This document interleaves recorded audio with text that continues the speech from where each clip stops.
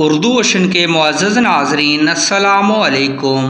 فرعون کے محل میں ایک خادمہ تھی جو اس کی بیوی اور بیٹیوں کے بال سنوارتی تھی۔ وہ ایک دن فرعون کی بیٹی کے بالوں میں کنگھی کر رہی تھی کہ اس کی کنگھی اس کے ہاتھ سے گر گئی۔ زمین سے کنگھی اٹھاتے ہوئے اس نے اللہ کا نام لیا تو فرعون کی بیٹی نے حیران ہو کر پوچھا کہ کیا تم موسیٰ کے رب پر ایمان لائی ہو؟ جب بات کھل گئی تو پھر وہ انکار کیسے کر سکتی تھی؟ لہٰذا اس نے کہا، ہاں میں موسیٰ اور اس کے رب پر ایمان لائی ہوں۔ فرعون کی بیٹی نے کہا، صبر کرو، میں ابھی تیرا بندوبست کرتی ہوں۔ چنانچہ وہ بھاگ کر اپنے باپ کے پاس گئی اور کہا کہ وہ عورت جو ہمارے محل میں کام کرتی ہے اور جس کی کوئی اہمیت ہی نہیں، وہ موسیٰ کو نبی مان چکی ہے اور اللہ پر ایمان لائی ہے۔ اب آپ کی خدائی کا دعویٰ کیا ہوا؟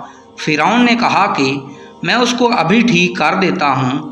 اس نے اسی وقت دربار لگایا اور عورت کو بلا کر کہا کہ تم مجھ سے ابھی رجوع کرو ورنہ ہم تم کو قتل کر دیں گے۔ وہ کہنے لگی، تو جو کر سکتا ہے کر لے۔ فرعون کو پتہ چلا کہ اس کی دودھ پیتی بچی ہے، چنانچہ اس نے عورت کو چمیخا کروایا، یعنی زمین پر لٹا کر اس کے دونوں ہاتھوں اور پیروں پر کیل گاڑ دی۔ تکلیف سے وہ ہل بھی نہیں سکتی تھی۔ فرعون نے اس کو کہا، اب بتاؤ تمہارا رب کون ہے؟ وہ عورت بولی کہ رب تو بس اللہ ہے۔ فرعون نے کہا، اس کی بیٹی کو لایا جائے۔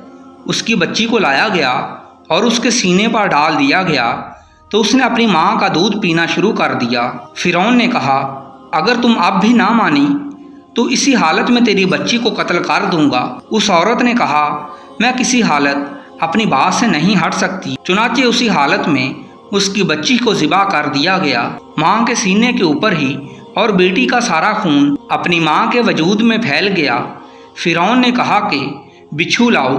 اس زمانے میں دشمن کو سزا دینے کے لیے بڑے بڑے بچھو، سانپ اور شیر پالے جاتے تھے۔ بچھو کو اس کے وجود پر چھوڑ دیا گیا اور یوں زہریلے بچھو نے اس کو کاٹنا شروع کیا۔ بچھو نے اس کو اس قدر کاٹا کہ اس کی موت وہیں پر ہو گئی۔ ذرا سوچیں، اللہ کے نام کے لیے اس نے خود کی اور اپنی معصوم بچی کی قربانی دی، لیکن اس نے اللہ کا نام اپنی زبان سے نہ ختم ہونے دیا۔ کیا گزری ہوگی اس کے دل پر جب معصوم دودھ پیتی بچی کو اس کے سامنے ذبح کر دیا گیا۔ ہم کو دین کے لیے محنت نہیں کرنی پڑی، کوئی قربانی نہیں دینی پڑی، اسی لیے ہمیں دین کی قدر نہیں ہے۔ اللہ تعالی ہم سب کو دین اسلام پر عمل کرنے کی توفیق عطا فرمائے، آمین۔